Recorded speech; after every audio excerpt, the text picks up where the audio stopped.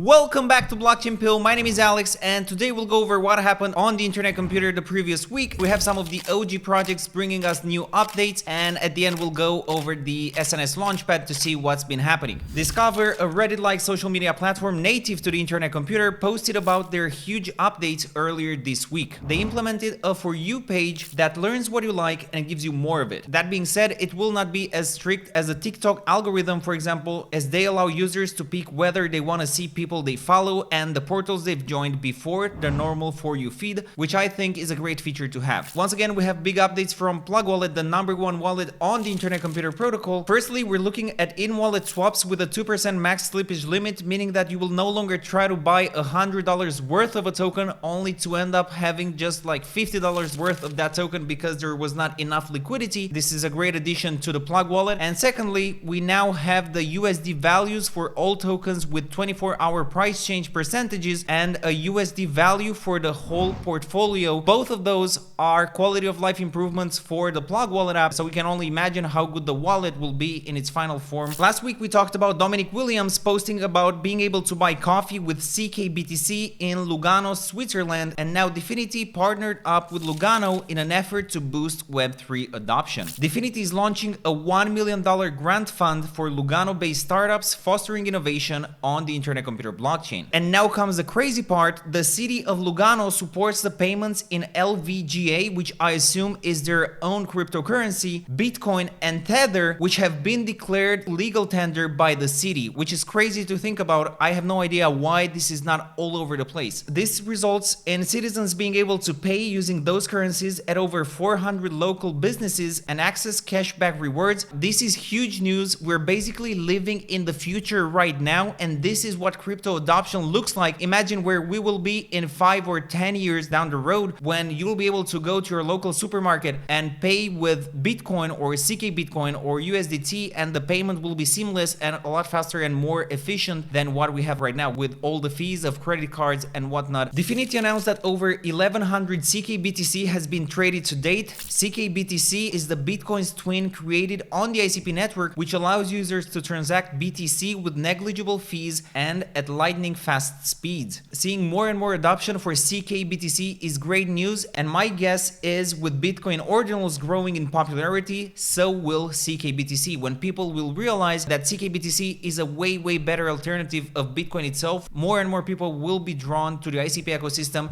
and to using ckBTC. For more information about ckBTC, we'll leave a link in the description below where you can learn more about it. The Sonic Decentralized Exchange announced that their code audit has been completed and posted the report on Medium. This sets a good standard for all ICP projects, especially those that are responsible for holding customers' funds like exchanges and marketplaces. After releasing the audit, the Sonic team initiated their proposal to launch their SNS swap, and everything was going great until this happened. Projects that launch their SNS swap campaigns cannot request more than 10% of the total Neuron Fund treasury, and because of a small calculation error, the Sonic swap proposal will have to be remade. We've seen a lot of DAOs in the crypto space over the years, but nothing like this one. John DAO is a Twitter account controlled by a DAO. Users can go on the website and propose tweets. The one with the most upvotes during the voting period gets posted, and the proponent of the tweet is awarded some ICP. As usual, people are being pretty creative with their tweets, and the account has posted a few great ones this far. Cubetopia, a Minecraft-like game hosted entirely on the internet computer, has released a sneak peek of what appears to be a new game mode. I believe that this new game mode will be one of the first instances where we see the BoomDAO tools implemented into an ICP game,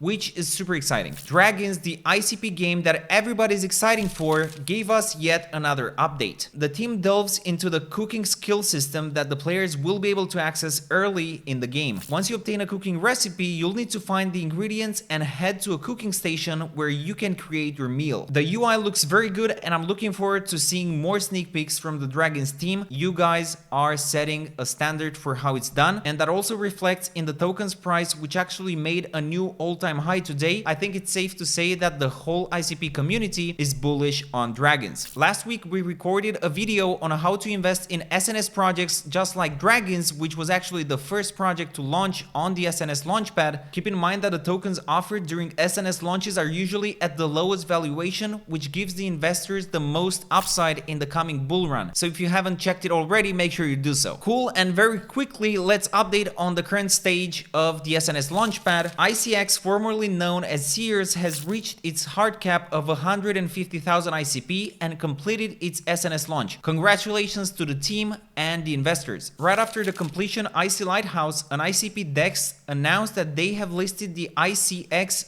ICP pair for those who want to trade the token. The ICX team announced that they will be taking a snapshot for all ICX NFT holders on the 29th of September, and the holders of the NFTs will receive ICX tokens. And finally, Nuance DApp, the first decentralized blogging platform native to the internet computer, has reached over 2/3 of the 250,000 ICP soft cap for its SNS launch. If you want to learn more about Nuance, I recommend you watch the video we did with Nick, one of the co-founders of Nuance. Keep in mind that Nuance has a working product which is being used by many ICP bloggers, which is always a good sign to see. And with that, we're done. Thank you very much for watching, and I'll see you in the next video.